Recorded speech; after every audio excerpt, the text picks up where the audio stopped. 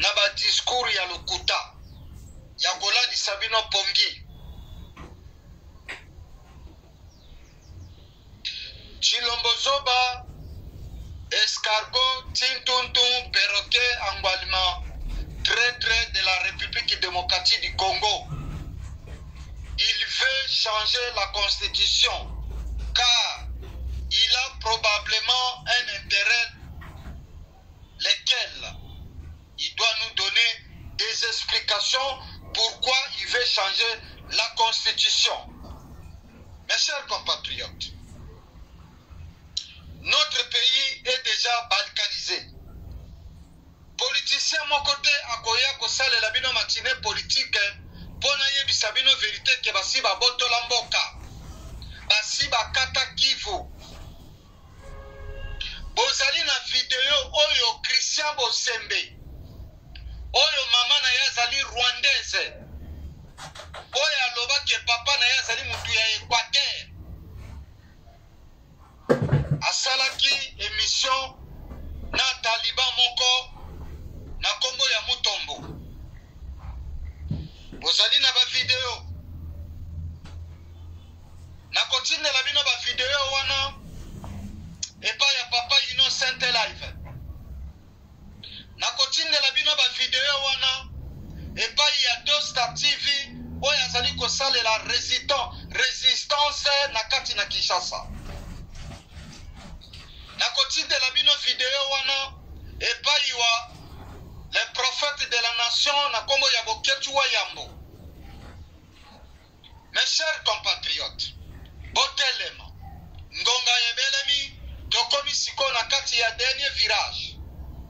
Bolongo la kobanga bino nde bozali peuple, bino nde boleki ba politiciens na makasi, bino nde bozali les véritables souverains et légitimes. Mes chers compatriotes, la République démocratique du Congo, à l'est de la République démocratique du Congo, au nord Kivu et à Ituri, sont devenues des zones sous influence des agresseurs terroristes du M23. Ça représente 115 territoires et 4 localités sont occupées. Après avoir éliminé les populations autochtones dans l'est de la République démocratique du Congo, les agresseurs occupants ont installé leur peuple Tutsi et Nilotique. Mes chers compatriotes, nakati ya zone oyo babengi zone sous influence Luganda, Rwanda, M23, EAC bazali ko contrôler 115 territoires et 4 localités. Wuta na moya le 1er janvier 2024 ti na mois de mai oyo tozali na mois de mai 2024. C'est grave. C'est grave. Mes chers compatriotes, état de siège na kati ya Nord Kivu, Bunya, ADF bazali kokata population mitu butute moi na miso ya ba gouverneur militaire ya état de siège. Na kati na Beni, Kodeko na Ngomino, na Tabara, bazali koboma population pe kokata bango bakingo mikolo inso na miso ya ba gouverneur militaire ya état de siège. C'est grave. Mes chers compatriotes, les FDLR na kati ya Sud Kivu basila koboto la biso Sud Kivu yango boyoka bayaki na kombo ya République unie de Kivu. Minembwe est devenu un état dans un état. Minembwe ezali na kati ya Sud Kivu. FDLR na Sud Kivu basila kosilisa population oyo na biso ba autochtone ba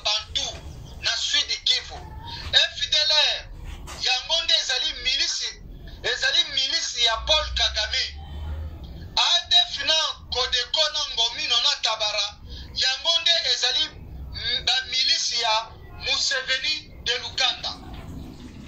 Mes chers compatriotes,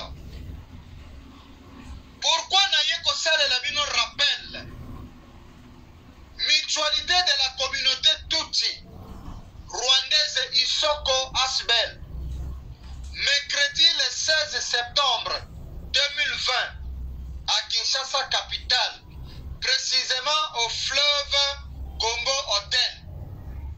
Les Banyarwanda, les Tutsi rwandais célébraient leur victoire. Le démembrement, la balkanisation du sud Kivu.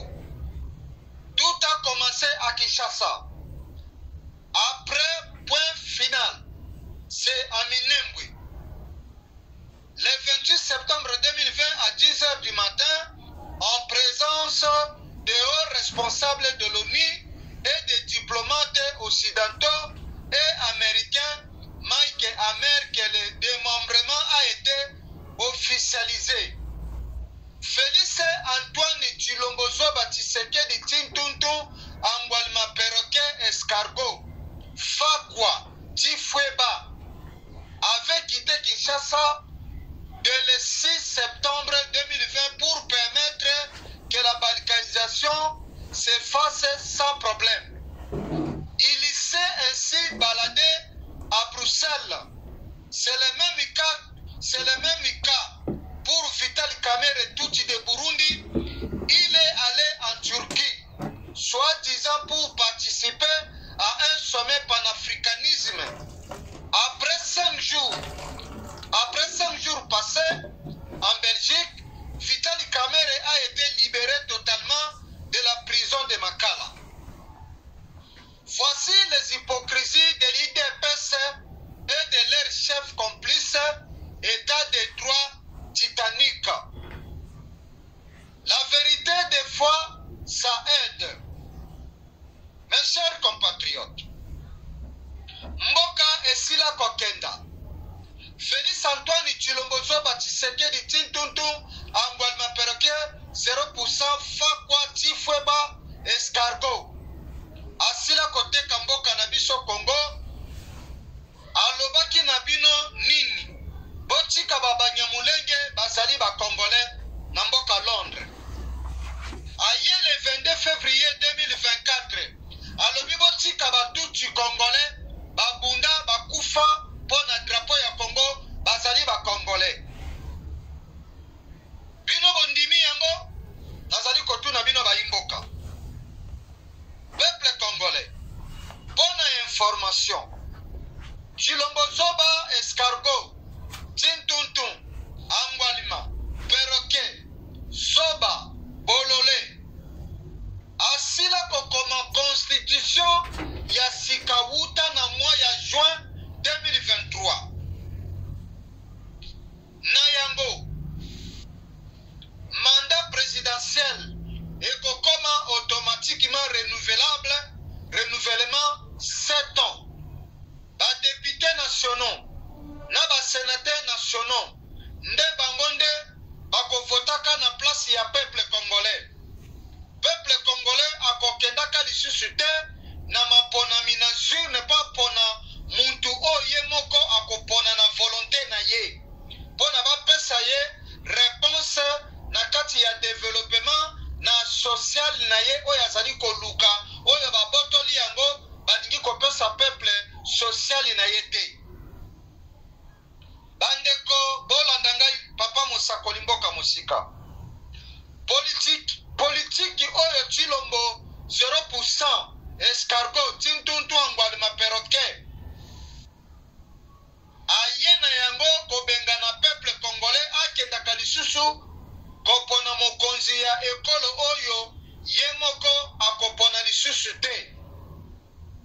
Botala kimoyibi pe kimotema ya satana ya Tshilombo Escargot oyo azali l'arbre qui cache la forêt. Tintuntu Perroquet Angwalima Bololé Zoba tala ndenge abomi mboka alukaki biwela tala ndenge akomi na suka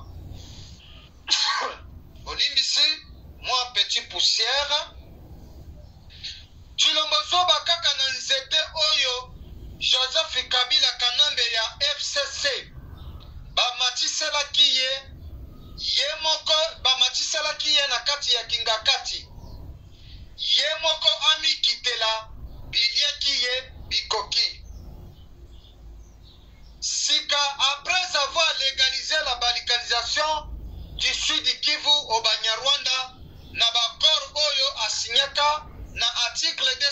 17, article 4, article 51, article 10, pesa munu passage, aloba na bino, botika babanyamulenge bazali ba Congolais, aye koloba lisusu, na bino na 2024, botika batuti Congolais, babunda po na drapeau ya Congo, na kati ya article numéro 10, article 10 ya constitution, oyo lelo ya linga changer yango, ore, ba avani na bokonjuwana ya muyibi, likolo ya ba article na uchi kotangela bino, oyo ya signa ki balkanisation ya Congo. Alobi ke botika babanyamulenge bazali ba Congolais, wanande besa munu passage. Mes chers compatriotes, Tshilombo Zoba 0%. Ayebi yango malamu ete bokonjuwana azali na yango eutande na kingakati pe na Rwanda pe na Uganda. Azali nde munguna ya mboka, azali nde ndoki moyibi. Azali kotambola na etumbu ya Nzambe ya bakoko na biso. Soki alingi koyambula te, suka na ye ekozala somo ya somo. Asosola.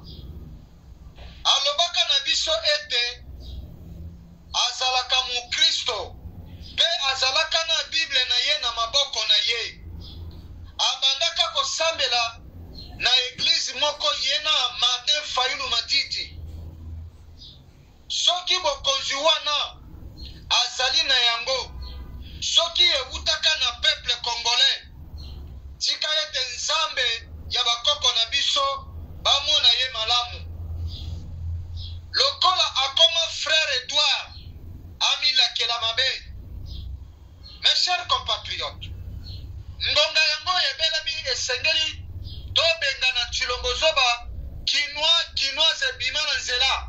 Telema bondima buzoba oyo te, boninga pe koyoka makambo Tshilombo Zoba azali kolobela bino te, azali ya bino te, azali mwana musala ya Paul Kagame na Museveni oyo bazali ba agresseur, oyo babotoli biso 115 localités, oyo babotoli biso 4, oyo babotoli biso 115 territoires, oyo babotoli biso 4 localités. Bandeko na ngai bofongola miso. A faire révision de la constitution en République démocratique du Congo. Tshilombo Zoba 0%. Tintuntun, Ambalima, Perroquet, Zoba, oyo azali kotambola lokola ngulu nyoka. Boyo kandenga lobaki na kati na Kisangani. Notre constitution a été rédigée à l'étranger par des étrangers. Une commission d'experts doit être mise en place en 2025. Le jour de sa malédiction, à savoir le jour où il a accepté le pouvoir sans pouvoir ni projet de société. Tshilombo Zoba 0% escargot, Tintuntun, Ambalima, Perroquet. En prêtant serment le 24 janvier 2019 pour un pouvoir usurpé par des accords politiques, par des compromis et par des arrangements, s'est allié à ceux qui veillent détruire la République démocratique du Congo. Tshilombo Zoba 0% escargot avait promis de défendre la Constitution et les lois de la République devant les fanatiques de son parti politique IDPC. Pourtant, 6 ans plus tard, c'est ce même texte adopté et créé en 2006 par son partenaire nécessaire du FCC Joseph Kabila Kabange, qui veut maintenant modifier. Comment? Pourquoi? Aujourd'hui, Tshilombo Zoba, après avoir échoué pendant 6 ans, appelle à modifier la Constitution, l'accusant d'avoir été rédigé à l'étranger par des étrangers. À Kisangani, dans le nord-est de la République démocratique du Congo. Comment participer à une opposition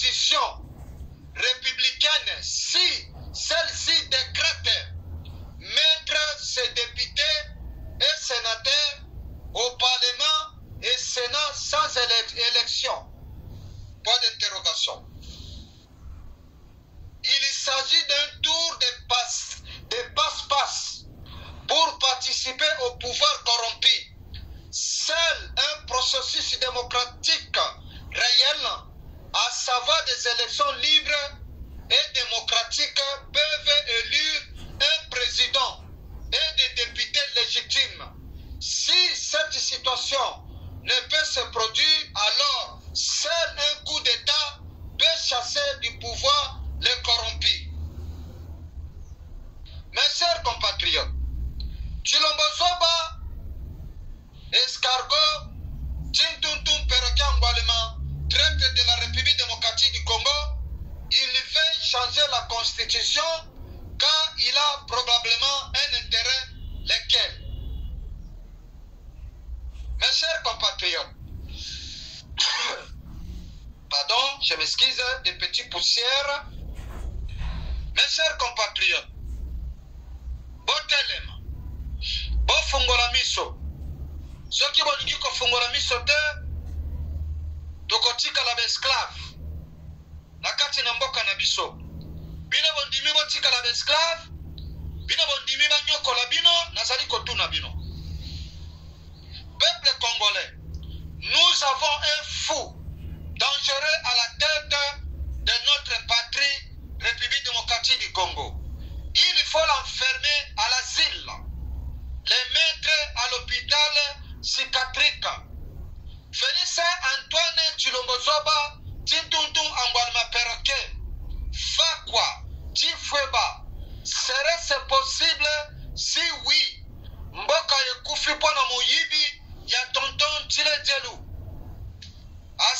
Asili si koyiba mbongo ya 145 territoire, azali ko sala ba détournement butute moi, or ba mbongo ya détourné ba million yena yekiri na ye, oye bazali ba kulu na balati ba cravate, ba vani na kati ya institution na Sénat, na kati na Assemblée nationale, ba mbongo ne kokaki ko démarrer développement écologique, environnemental, infrastructure ya mboka na biso Congo.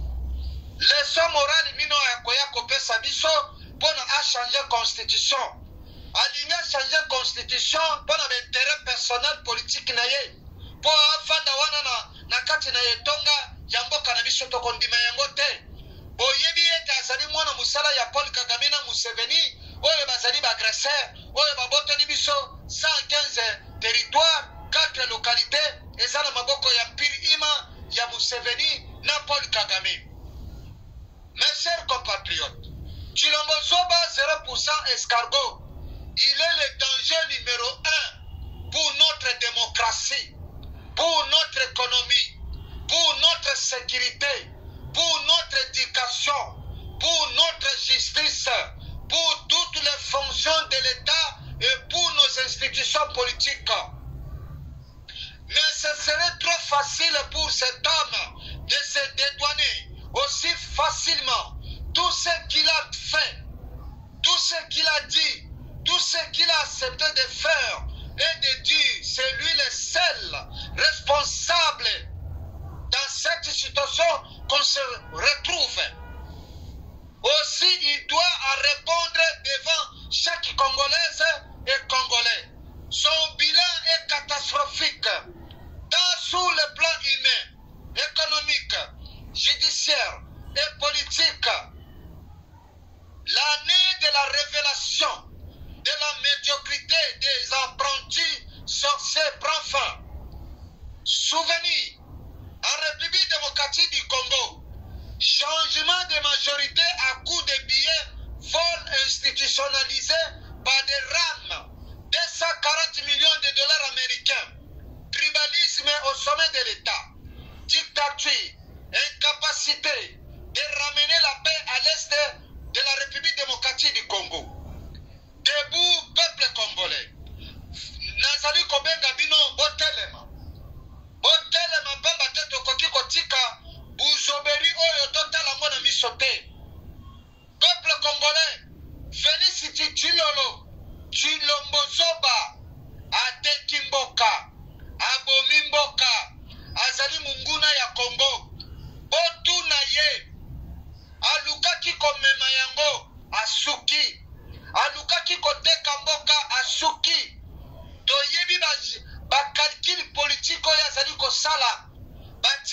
mutu ya mboka azali ko protéger ba tuti na ba banyarwanda na ba institution atondisi bango na kati ya ba institution na biso na kati na Sénat. Sama Lukonde azali tuti atie ye na Sénat na kati na Assemblée nationale atie Vitali Kamere azali tuti. Bande konangai boye bisanga na Congo tozali na intellectuel bazali oyo bazali du sang et de terre oyo bakotya bango premier ministre oyo to président ya Assemblée nationale to président ya Sénat nazali te nazali kotuna bino bino ba Congolais ba Congolais bo répondre ka papa Musakoli boyebi valeur ya mabele te boyebi valeur ya mabele te boza ko préférer komatisa pantalon koleka muntolu kopakola ba produit bolobi bokomi mindele sans le savoir boza koyeba te ke bozali ba ignorant bozali ba inconscient boyebi valeur ya mabele te bozali kotala Congo na musika bozali kopesa yango mukongo bozali kotika Congo tepa likolo ya mai empire ima zali na cycle ya 100 ans pona ko coloniser biso bino bondimi yango nazali kotuna bino pona nini na Congo bazali kopekisa bana oyo bazali ya mabele oyo bazali ya makila ya mboka pona nini baza kolinga bango bazwa ta poste na premier ministre te azala premier ministre te simi wazali tuti bakosa bino te soki boza kozela Judith simi wala rwandophone akomemela bino économie to développement bozali kozela bomona mokila ya mokombo so bokomona ka yango te simu azali na solution akopesa bino te azali rwandaise azali tuti mutu moko akosa bino te nakotuna bino pourquoi Tshilombo Zoba azwa John Nyakero anome ambassadeur à Congo na Kenya naza kotuna bino bozali kotrouver mo normal ou bien tozali na kati ya balikanisation. Pourquoi suis Jeannette Nyakero ya botana Vitali Kamere bana 9 anome ambassadrice à Congo na Ghana boza kotrouver yango normal nazali kotuna bino. Madame Bo wazaka ministre de l'industrie du commerce na 2001 tina 2005 anome ambassadrice à Congo na mboka na États-Unis. Ba Congolais bo fungola miso botika kopesa Congo mukombo botelema ngonga yango ete ebele bito telema nazali kobenga bino na kati ya resistance totelema tobenga na Tshilombo Zoba yena ba parti politique oyo balobi ba yeko sala bazali basali opposition républicaine na kati na mboko ezali occupé balkanisé babotoli biso 115 territoire babotoli biso 4 localités bayaka kosala opposition républicaine te bayaka kotia pe badepute na bango na kati ya institution wana te ezali bozali bacorrompu bozali baaccompagnateur bozali bacomplice bandeko na ngai na kati na mboka oyo basi babotoli yango 80% eza na maboko ya mpiri ima ya Museveni de Luganda na ya mpiri ima oyo ya Paul Kagame ya Rwanda.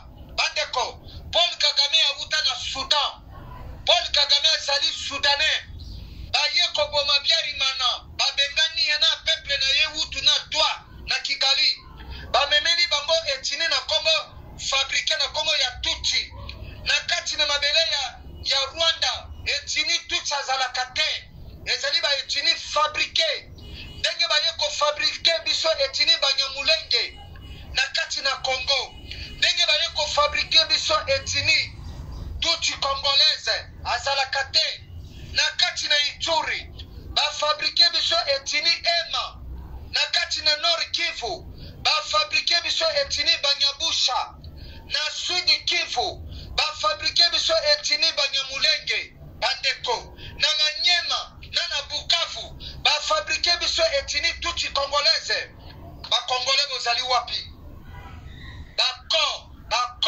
ba congolais bozali wapi bofungola miso bobima na kifanatisme politique oyo ekoteli bino ntina mikuwa bobosani Congo bokomi kotala Congo na musika nzoka nde baboteli biso mboka basi baboteli biso mboka depuis le 1er janvier